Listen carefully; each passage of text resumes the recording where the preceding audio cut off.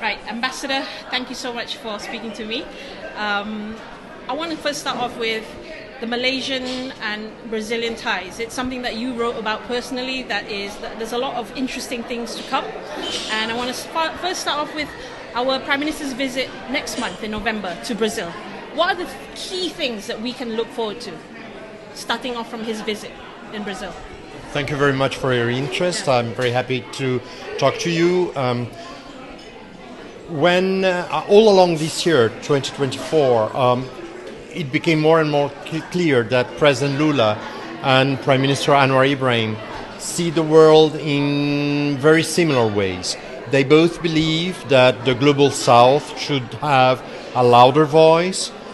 They both have been very critical of what's happening in Gaza, and they both wish for a better governance in the world, a change in the governance in the world, so that the global South can be more present, and so that the system of governance in the world can be more effective, more equitable.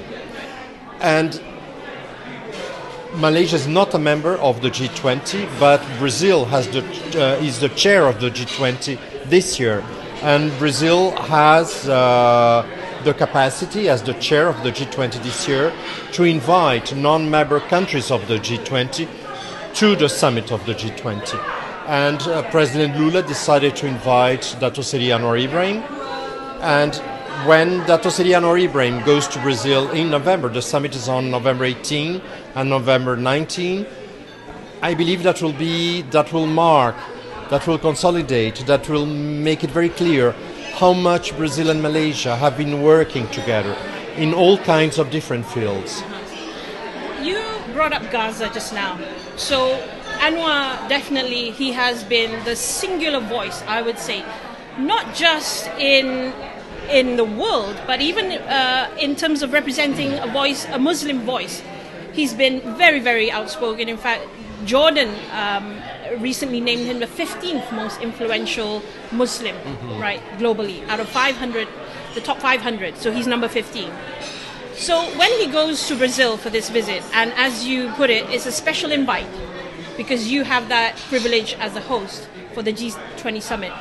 Is Gaza going to be one of the key things that you're going to highlight? That Brazil is with Malaysia, that you take the same stance as what Anwar has been saying all this while? Possibly, because I agree that Datuk Seri Anwar Ibrahim has been very vocal about Gaza, and rightly so, but President Lula too.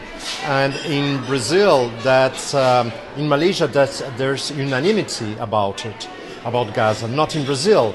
Brazil is a very large country, and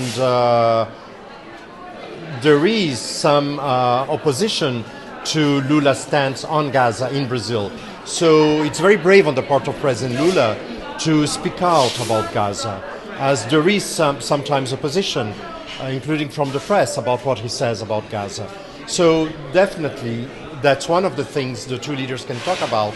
But you must remember that in the last 2 years, maybe 3 years, especially since President Lula became president again and Datuk Seri Anwar Ibrahim became prime minister, they coincided because Lula became president in January 2023. And so much has been done between the two countries in the field of the environment and climate change, in the field of semiconductors, in the field of renewable energies. So definitely they will talk about Gaza when they meet in November in Rio.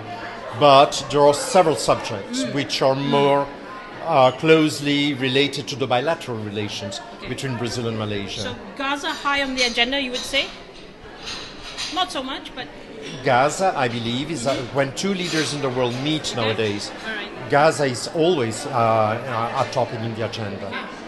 So what we have to look forward to next, obviously, we are embarking on this partnership with BRICS. And we're hoping to join. We've already put in our submission. We've submitted an application to join. And so the next thing to look forward to do is to be part of this BRICS membership, which the powers that be in the West have called is sort of non-alignment of powers, right? So we're not aligned to the the traditional existing powers that be. What's your take on how important it is to have countries in the south, Malaysia, Brazil, to team together and to be that other, I guess I should say, second voice or third force or second force to balance out the power in a way? Well, first of all, it's important to remember that BRICS is not an anti-Western group. It is just a group that wants the global south to have a louder voice. And when the Prime Minister of Malaysia declares that he would like Malaysia to join BRICS, I believe that that's what he has in mind, that he sees BRICS as one means for Malaysia to be able to have its voice heard in the world.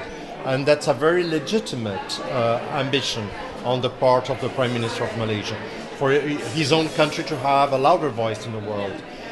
And obviously that's also a very legitimate ambition on the part of Malaysia as a country. So BRICS is one means by which global south countries can make their voice clearer, be louder in the world. All right. And is there anything else you want to highlight for not just this coming meeting with Anwar visiting? I think it's been quite some number of years since we had a Prime Minister visiting Brazil, right? I think the last one was back in 2003. Yes, exactly. So what's the anticipation like? There's a lot of anticipation actually. It's going to be a very big meeting because there are 20 countries in the G20 and President Lula has invited about 8 countries like Malaysia to join the summit. So it's going to be quite a gathering. There will be many leaders there. But it's clear that Anwar Ibrahim and President Lula have a lot in common. The way they see the world is very similar. So I'm quite certain that the conversation they will have, bilateral conversation they will have, will be very fruitful. All right. Thanks so much, Mr. Ambassador. Thank you so much. Thank you very much. Speaking to us. Yeah. Thank you. All right.